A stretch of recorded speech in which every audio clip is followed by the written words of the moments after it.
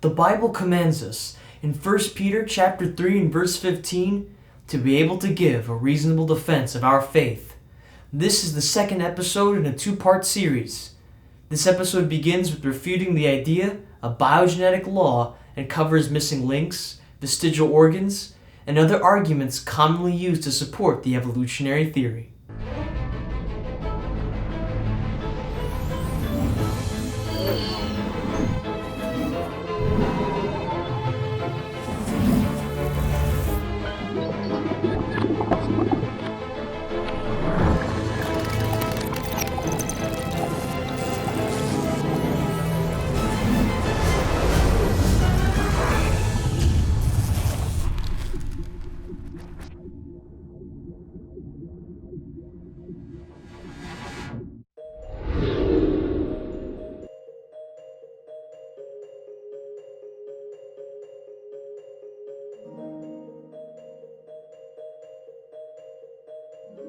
Ernst Haeckel was an evolutionary propagandist who claimed that ontology recapitulates phylogeny, meaning that embryos retrace evolutionary history as they're developing, meaning that the embryo goes through a fish, amphibian, reptile, mammal, etc. stage as it develops in the womb.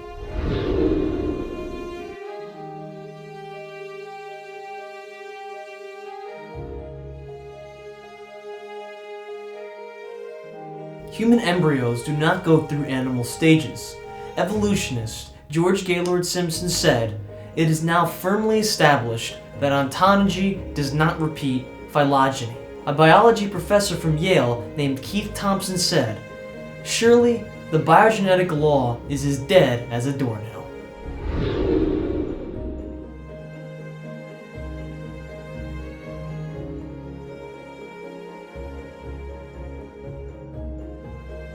Ernst Haeckel's embryo drawings are found in biology, ecology, advanced placement biology review books, etc. Being that evolutionists do not have any evidence for their exploded theory, they unfortunately have to resort to lying in order to get people to believe in evolution. This is not to say that all evolutionists are liars. However, the ones who knowingly teach Haeckel's drawings, even though they are inaccurate, are being dishonest, intellectually and ethically.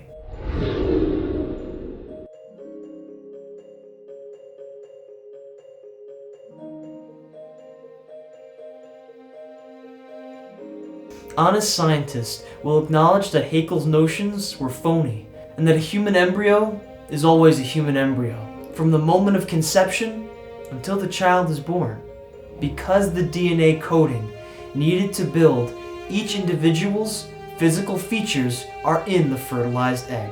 The biblical creation model clearly states that an unborn baby is a human, and thus true science confirms what the Bible says.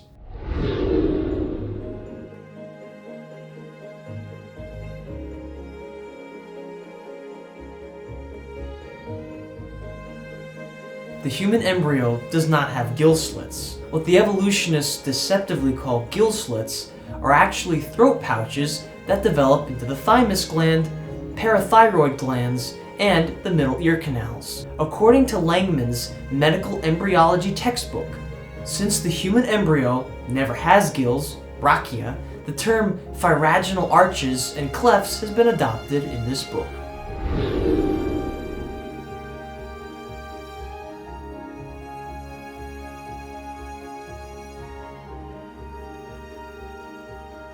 The research done by embryologist Dr. Michael Richardson and his team of scientists conclusively proved that Haeckel's embryo drawings were not only out of touch with reality, but were deliberate deceptions to indoctrinate people on the theory of evolution. As you can see with the image on the screen, the actual embryos on the bottom row do not look anything like Haeckel's drawings on the top row.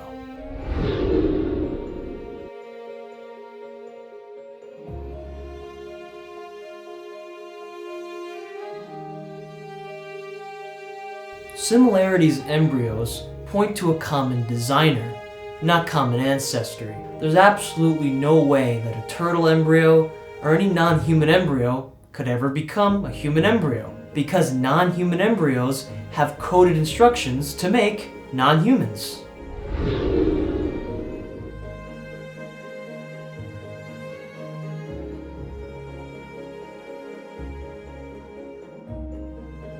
Von Bayer's laws say that the embryos resemble one another more at their younger stages of the embryo's development, but become increasingly different as they develop.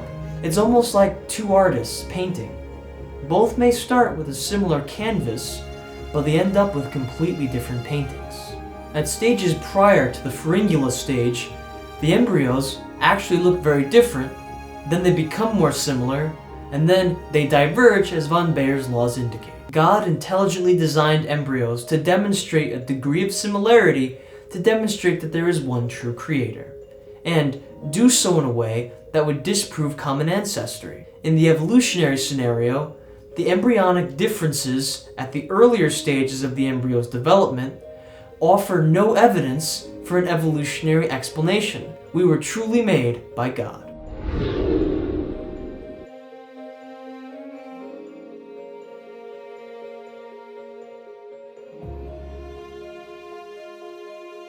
Evolutionists claim that vestigial organs are features on an organism that are remnants of their evolutionary history, because they supposedly no longer have a function.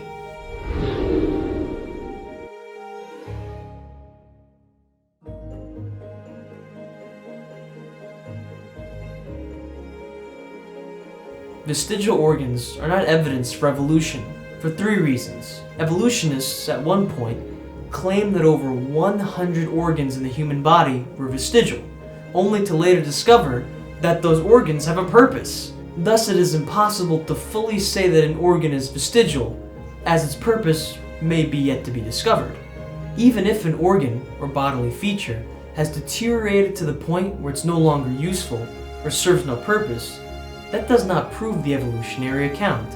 This is because the biblical creation model predicts that organisms would degenerate over time. Finally, vestigial organs are evidence for de-evolution. The evolutionary model needs to explain how the organ systems arose in the first place via the increase of genetic information, and how life arose from non-living matter. Mutations do not increase genetic information, and abiogenesis is impossible.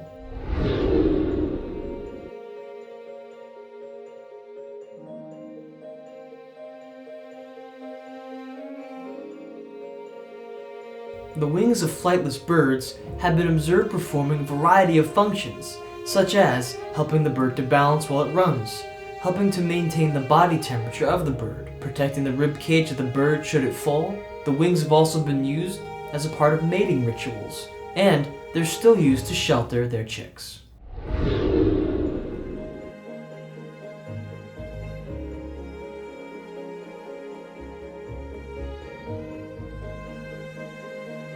Being that pigs are inclined to spend their time in muddy environments, these extra toes make it easier for the pig to walk in mud by adding more strength to the pig's ankle.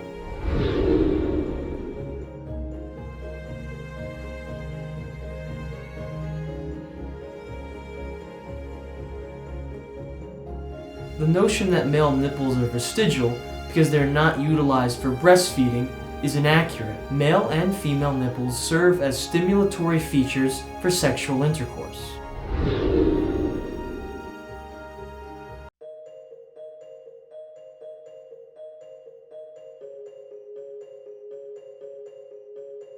Rabbits only eat the fecal pellet that comes from their cecum, which is a pouch at the beginning of the digestive system that contains bacteria. The bacteria in the fecal pellet provide the rabbit with nutrients, and thus this ability is a design feature.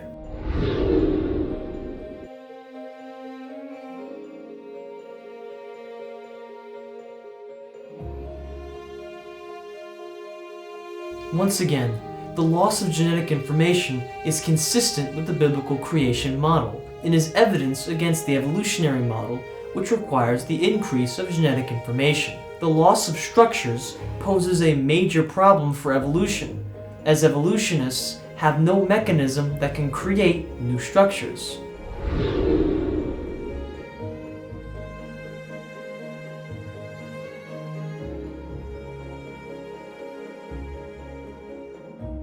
The hip bone strengthens the reproductive organs in the whale, and they aid in the reproductive process of copulation.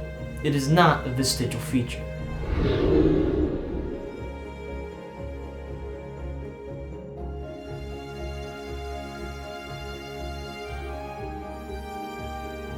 The human appendix contains lymphatic tissue and aids in the controlling of bacteria that enters the intestines, and it also stores beneficial bacteria, protecting them from upsets in the gastrointestinal system. It is not a vestigial organ either.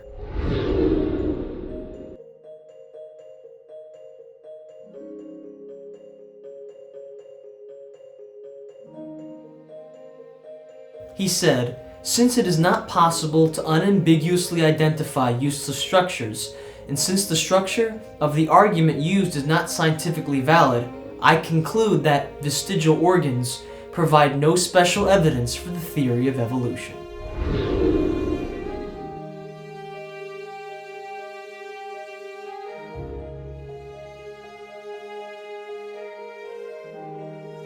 Contrary to the made-up pictures shown in evolutionary textbooks, the idea that apes and human beings share a common ancestor has not been borne out. In other words, the missing links are still missing.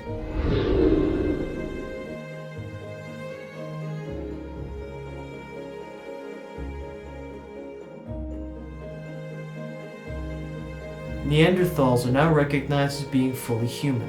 Rampithecus is now recognized as an extinct type of orangutan. Piltdown Man was exposed as an evolutionary hoax in 1953, and this missing link was based off of a forgery based on a human skull cap and orangutan's jaw. Nebraska Man was exposed as an evolutionary fraud.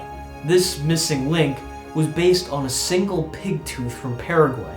Java Man is now recognized as being fully human. Australopithecus africanus is considered by evolutionists to be too ape-like to be a transitional missing link. And finally, Peking Man is now recognized as being fully human.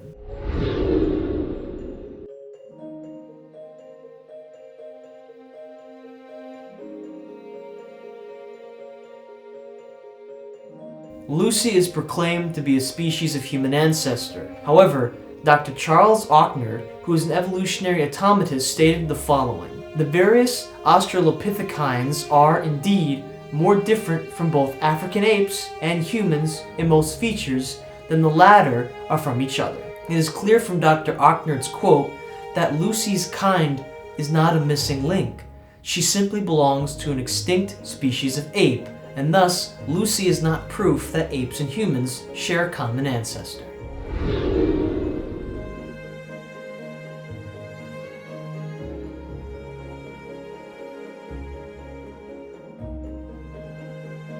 Evolutionists at one point claimed that Homo habilis was an obvious missing link between ape-like creatures and humans. However, it is now regarded as an invalid taxon, meaning it never existed.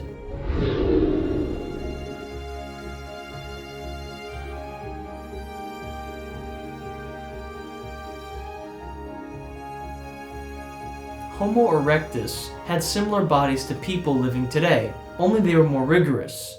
Homo erectus had skulls with prominent brow ridges like Neanderthals.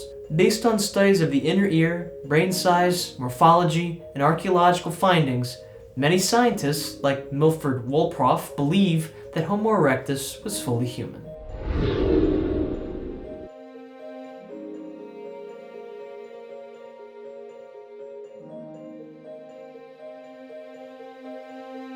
Neanderthals lived alongside human beings in the Middle East, even in the evolutionary time frame.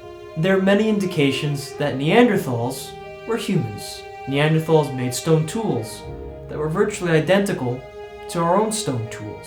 There are fossils that demonstrate a combination of Neanderthals and humans. Neanderthals have been found buried with modern humans. Thus, being that human beings and Neanderthals interbred, Neanderthals were fully human. Neanderthals were humans that lived in Europe and Asia after the Genesis flood. The fact that Neanderthal DNA is still found in their skeletons decries the evolutionary 100,000-year-old date for the skeletons, and is consistent with the Bible's 6,000-year time frame.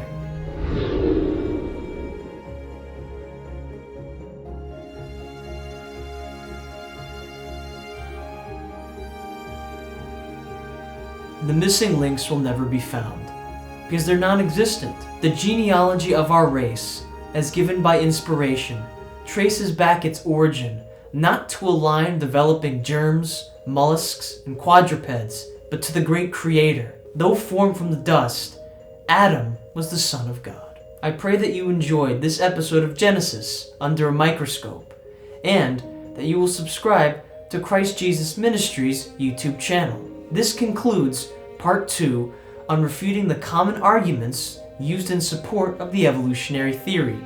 For more faith-building content, continue to watch the rest of the episodes in this series. Please see the description. We will also find a study guide that covers this video's topic. Take note of the fact that you are not the product of evolution, but God's child, and remember, the truth's sake.